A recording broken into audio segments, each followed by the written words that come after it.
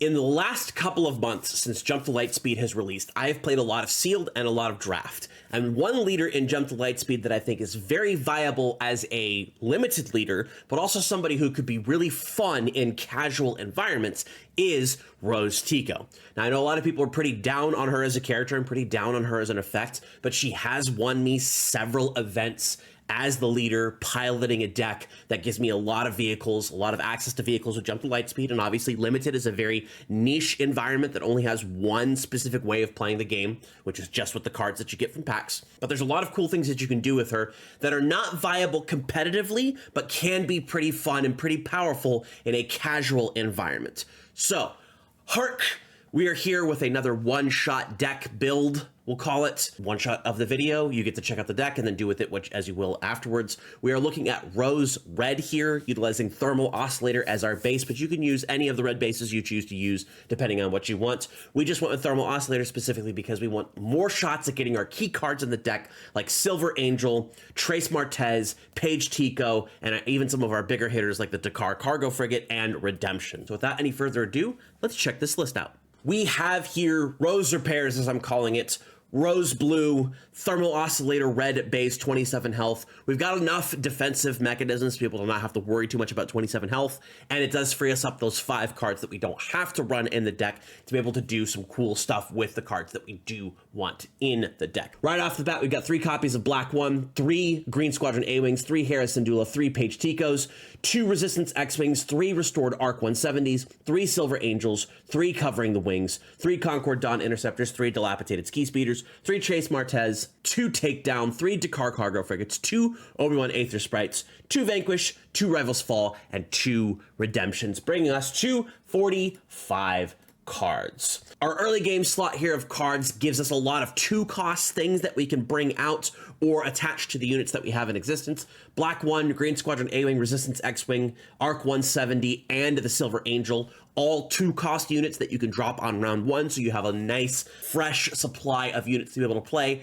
early on and throughout the rest of the game. Our 2-cost pilots of Hera and Paige allow us to power up those early game units, but also potentially can be saved for later game vehicles, such as the Dilapidated Ski Speeder, the Dakar Cargo Frigate, or Redemption. And then Trace Martez is only a 1-cost pilot, but is able to give us the extra healing and a redundant effect with Rose's ability that can do cool things with the stuff that we have. Covering the Wing is a little bit of protection for your units if you're worried about taking too much damage and you don't want to use that on something that has Paige because you don't want to lose the shield that quickly. And you could also throw it on your Concord Dawn Interceptors or your Dilapidated Ski Speeders if you need those extra resources for defending the units that you have there that are supposed to be either clearing out your opponent's ground units with the Dilapidated Ski Speeder or protecting your space units with the Concord Dawn Interceptor. You do have a small removal package of Takedown, Vanquish, and Rivals Fall, which 2 copies of each you can remove, add, whatever. You could change things out. Takedown can be changed into Hello There. Vanquish can be changed into Out the Airlock, depending on what you specifically need. Rivals Fall is really good for clearing out opponent's leaders because it just defeats the unit and get out of here. You don't got to worry about anything else unless it's protected by Chewie, but you know, whatever. And then you do have your heavy hitters towards the end of the game with the Dakar Cargo Frigates, the Obi-Wan's Aether Sprite, and the Redemption, some of which are going to help you restore damage off your base with the Redemption, restore damage off your units with the Aether Sprite, and poke your opponent's units, or just be a big stick in space that you can add something onto like Trace or Hera that'll give it a little bit of extra life that it can survive some of the attacks with, and you can use your healing abilities from Trace, from Rose, in order to be able to take that damage off the Dakar Frigate and just keep pushing damage into your opponent's base. Paige early on is going to be one of your key pilots you're going to be looking for. Silver Angel, Resistance X-Wing, and Black One are going to be your first units you're looking for to be able to put a pilot onto, because Black One becomes a 3/3 when piloted, Resistance X-Wing becomes a 3/3 when piloted, and Silver Angel is a 2/3, but with those extra heals that you can get from Rose, you can start pinking your opponent's space units and removing them from the board in ways that allow you to still put pressure onto your opponent's base.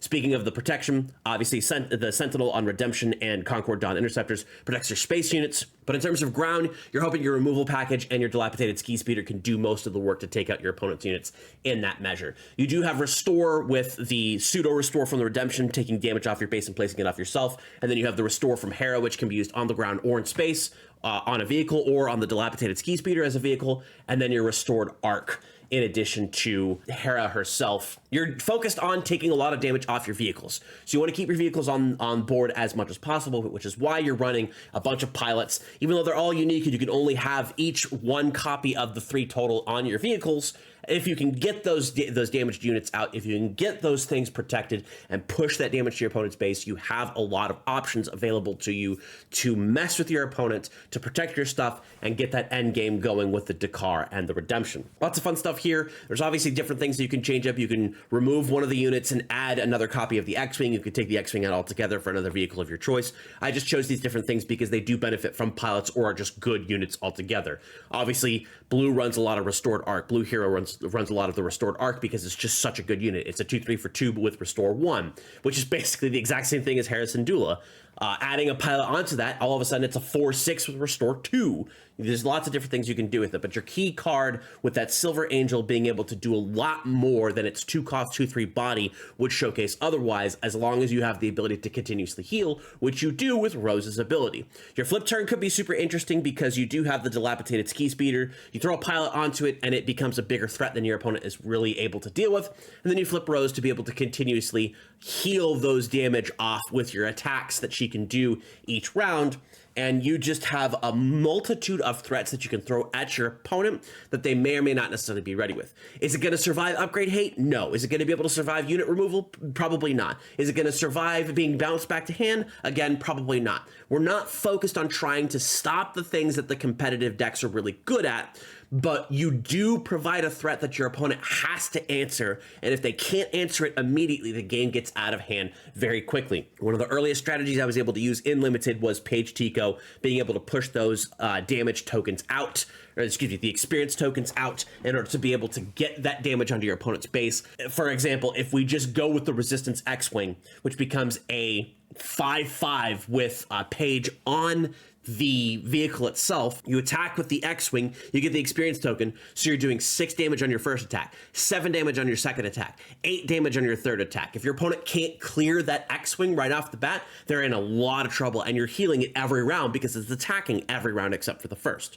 So you could do that with any of the vehicles that you have, and throwing something like Paige onto the Dilapidated Ski Speeder pumps that ground unit up higher. You can throw Paige onto the Concordon Interceptors, pumps its defensive capacity even higher. And then with the Dakar Cargo Frigate, even if you're taking damage, those experience tokens are giving you more health and more damage to be able to put out. And as long as you can heal with the different things that you have available to heal, there is a viable shot of being able to throw Paige onto that, making it a 8/9, which then becomes 9/10, 10/11, 11/12 with the experience tokens. And as long as you can keep that damage off with Rose, or even Trace attacking with other units, that Dakar, again, will get out of hand very quickly. So this is a very casual deck you could bring to a local, catch some people off guard, but you're not going to be showing up to a PQ and expecting to win, or a sector, or a regional, or the Galactic Championship. But you can show up to side events and have a lot of fun with Rose Tico, blowing up your opponent's units and also repairing.